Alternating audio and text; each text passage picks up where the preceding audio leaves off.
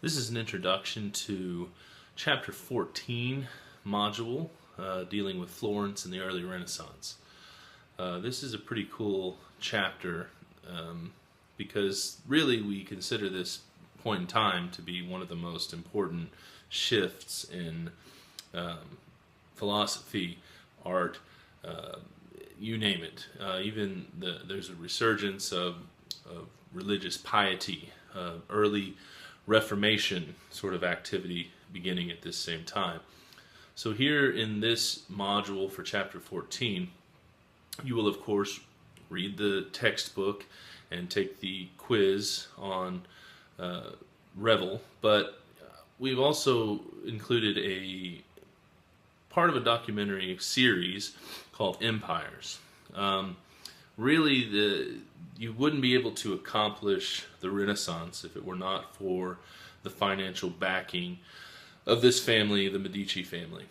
And they're just a really fascinating family of very successful bankers who had the money it took to revitalize the arts, to invest in philosophy and the study of philosophy, to invest in the translation of texts, and to restore cathedrals, and to build libraries, and everything that we kind of attribute to this period of time in the rebirth of humanism, the rebirth of intellectual pursuit and art and sculpture. Really, it all kind of hinges on the finances that came from this Medici family. So you will see this documentary. It's just part one of a series of documentaries, but we're going to watch this one particularly because it focuses on the Medici family and their wealth and what they accomplished. Also, like I had said a second ago, we see this pre-Reformation activity as well with a very important Renaissance figure by the name of Savonarola. And he was a priest and preacher who had some very interesting activities going on in the city of Florence at the time.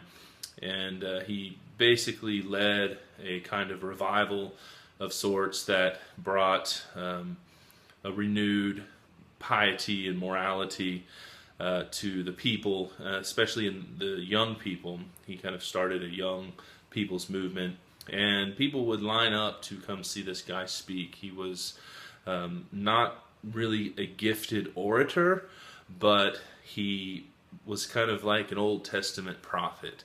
And so he's a really interesting figure because, well, he predicts the death of three very important people of the time.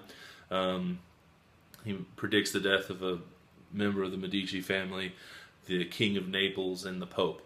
And so he has these sort of three prophetic predictions, if you will, and it kind of marks him in history as a pretty fascinating character. Unfortunately, though, he does pay with his life, and he's burned at the stake. Well, he's hung and then burned. But anyway, there's actually a placard there where if you go to Italy, and you can go to the spot where he actually died and was killed, and it marks the place of his death.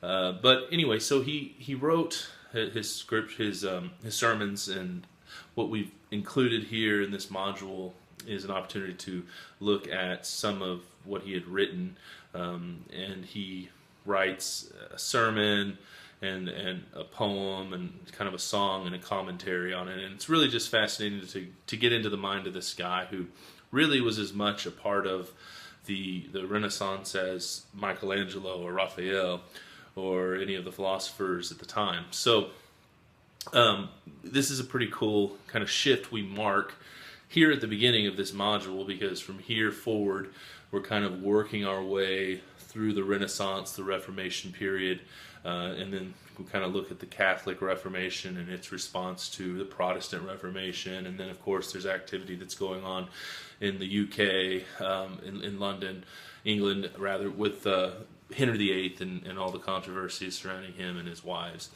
So we're going to use this chapter as an opportunity to kind of break into the broader scope of the Renaissance to the Reformation And so complete the quiz and read the selection from Savonarola, watch the documentary, and there's opportunity, of course, to write on any of the material in the secondary information here with the documentary and Savonarola's writings.